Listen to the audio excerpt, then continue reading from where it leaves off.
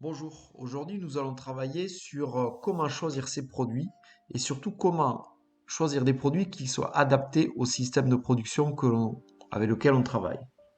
C'est-à-dire, système de production, je vous rappelle, ou mode de production plus, je vous rappelle, donc c'est la cuisine traditionnelle avec assemblage d'opportunités, une cuisine d'assemblage ou une cuisine de distribution ou type 45. Les objectifs de ce cours sont clairs. Il faut d'abord qu'on puisse apprendre les notions de produits artisanaux ou peu transformés et les produits industriels ou très transformés. Classer les produits en fonction du mode de production que l'on trouve sur le marché. Et choisir des produits pour répondre à la problématique que je vous propose de vous exposer maintenant. Donc on est toujours dans notre contexte dans l'hôtel Le Grand Large où Monsieur Demenguel, le propriétaire, a vu votre fiche technique de poulet sauté aux herbes, il en est très satisfait et il souhaiterait maintenant mettre ce poulet sauté aux herbes sous 3 manières différentes dans son restaurant. 1. Dans le restaurant traditionnel où le plat sera facturé 20 € et on vous demande d'utiliser des produits AOC ou JP. Il voudrait aussi dans la salle de séminaire qui peut accueillir 200 personnes proposer ce plat-là.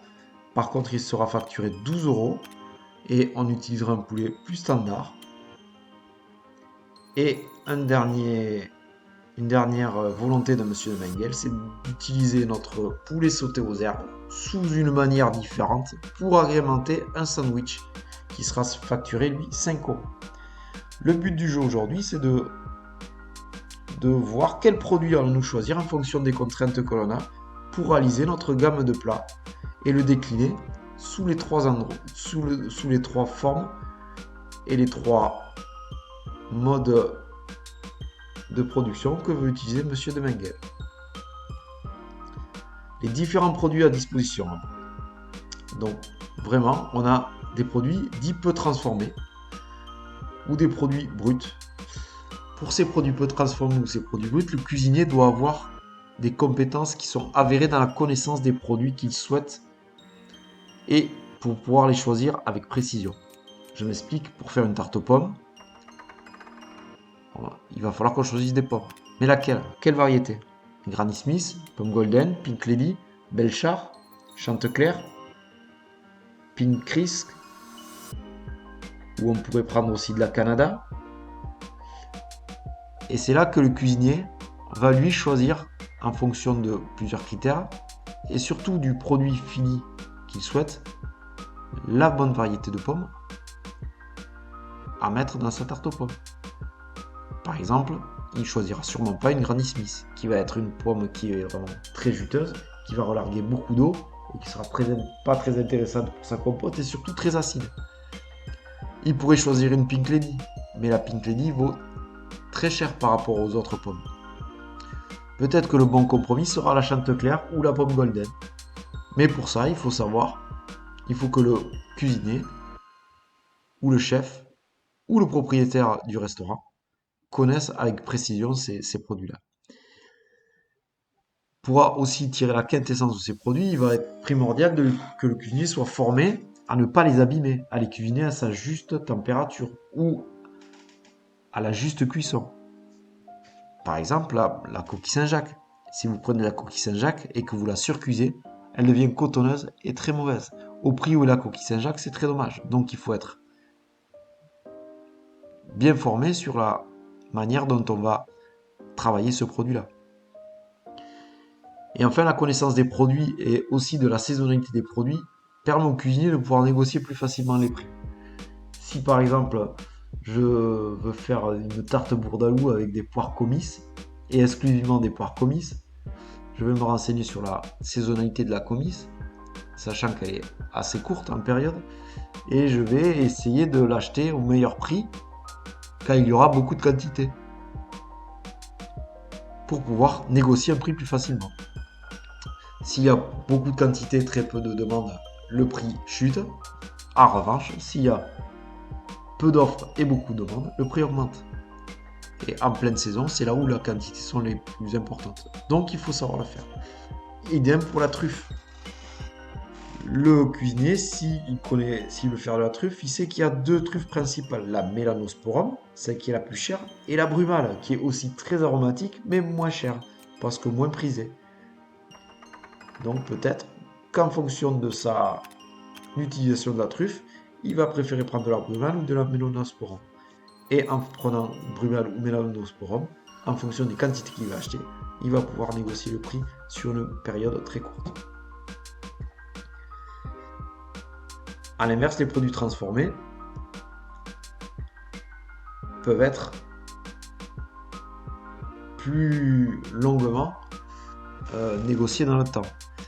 Et il y a même des marques, je citerai ici Bonduelle, qui a créé une gamme spéciale pour la restauration qui s'appelle Bonduelle Food Service, que vous trouvez directement chez les grossistes ou chez le cash and carry, type métro.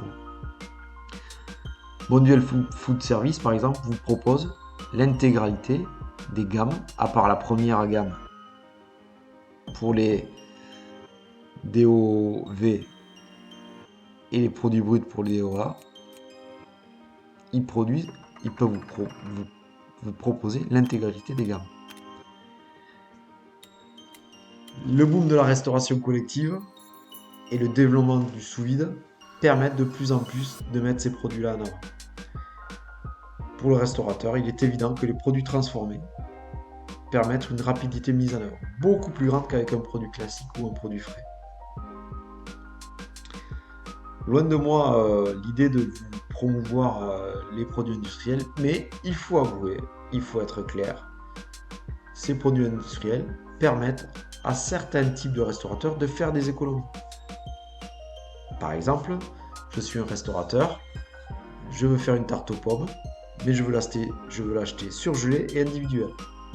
Si j'ai 10 tartes aux pommes à faire dans la journée, dans le service, je vais décongeler mes 10 tartes aux pommes, les mettre au four et envoyer 10 tartes aux pommes. Je n'ai aucune perte. En revanche, si j'avais voulu les produire de manière traditionnelle, il aurait fallu que je prévoie bien sûr une quantité. Par exemple, pour un service, j'aurais dit je fais 20 tartes aux pommes. Et si j'en manque 6, qu'est-ce que je fais des 14 autres? Est-ce que je les passe le soir, ce qui est possible? Mais déjà, le lendemain, la pâte avec la compote de pommes risque de se détremper et on risque d'avoir beaucoup de pertes. Donc les pertes sont possibles. Il faut être très très fin dans son analyse et dans ses prévisions pour pouvoir, quand on travaille avec des produits peu transformés, de ne pas perdre beaucoup d'argent. Deuxième chose, les produits industriels permettent de faire des économies importantes sur le temps de travail des équipes. C'est indéniable. Si vous faites une tarte aux pommes vous-même ou que vous l'achetez, vous allez avoir au moins 1 heure de main-d'œuvre, minimum 1 heure de main-d'œuvre qui sera économisée si vous achetez des produits industriels. Les produits industriels sont aussi très dynamiques parce que les industriels proposent, avec cette manne et cette possibilité d'accroissement de chiffre d'affaires pour eux que représente la restauration, proposent tous les jours des produits plus pratiques, des produits plus avantageux. Et tout ça favorise le développement de la cuisine d'assemblage. Il faut savoir aussi qu'un restaurateur a des grosses contraintes, notamment au prix de l'immobilier, la diminution des surfaces de vente et les nouveaux matériels qui favorisent l'achat des matières premières semi-finies ou cuisinées. Il est évident que si vous travaillez dans un petit restaurant de campagne avec un peu de place, vous allez pouvoir peut-être stocker facilement des ingrédients. En revanche, si vous avez un petit restaurant au centre-ville de Bordeaux et que vous n'ayez que très peu d'espace de stockage, il va falloir faire un choix. Et peut-être un choix, c'est de prendre une partie de votre carte en produits qui pourraient être industriels. Les avantages pour les produits non transformés, on les connaît. C'est bien sûr la fraîcheur du produit, une qualité organoleptique indéniable et une bonne marge, mais qui peut être compensée aussi avec le fait que vous êtes obligé de les travailler et donc d'avoir de la main-d'œuvre qui va travailler et cette main-d'œuvre, il faut la payer. Les produits transformés. La qualité des produits s'améliore de plus en plus. Chaque jour, ça s'améliore. Je vous ai parlé il y a quelques semaines de mon cas personnel où j'avais trouvé des cannelés industriels nettement meilleurs que ce que je produisais. Au niveau organoleptique, c'était indéniable. J'ai voulu continuer à faire les cannelés maison, mais il est indéniable que le fournisseur qui me permettait d'avoir ces cannelés me permettait de les payer moins cher et ils étaient de meilleure qualité organoleptique. Donc c'est un choix que fait le restaurateur. Ensuite, je connais pas un endroit où j'ai travaillé. J'ai travaillé dans des étoilés, j'ai travaillé dans des restaurants traditionnels, j'ai été chef. Je connais pas un seul endroit où n'est pas apparu de la cuisine transformée ou industrielle. Je ne connais pas un endroit où je n'ai pas vu un fond de volaille ou un fond brun de veau ou du feuilletage ou des steaks hachés préemballés déjà portionnés à 180 grammes. Je n'en connais pas. Donc petit à petit, les produits industriels, quoi qu'il arrive, pénètrent l'ensemble de la restauration.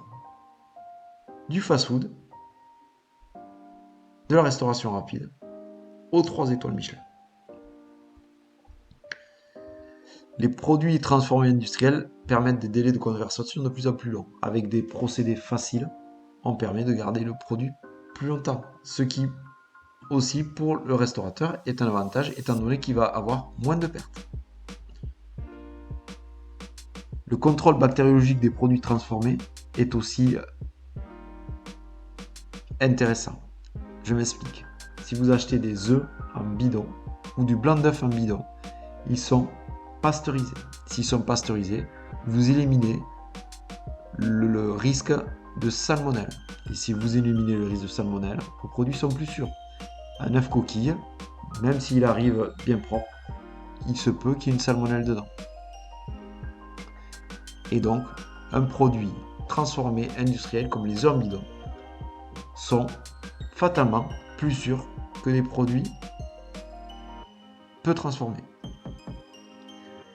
Enfin, le prix est aussi fixe et négociable en fonction de la quantité achetée. Si vous achetez 10 tartes aux pommes individuelles, vous les paierez un certain prix, mais si vous en commandez 1000, forcément, on va vous autoriser un rabais qui peut être plus important en fonction de la quantité que vous prenez. Et quand même, les produits transformés vous autorisent une très bonne marge.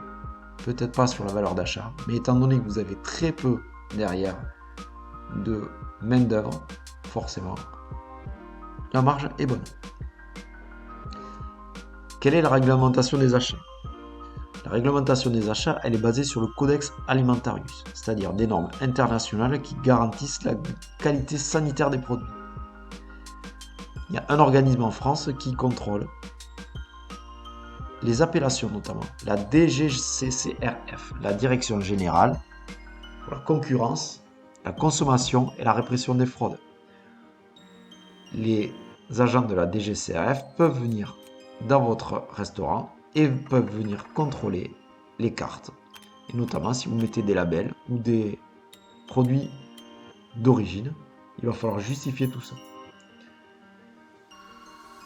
Un cas un peu particulier dans les établissements publics, comme le lycée, quand on achète des produits, on ne peut pas acheter un produit fatalement à un seul fournisseur.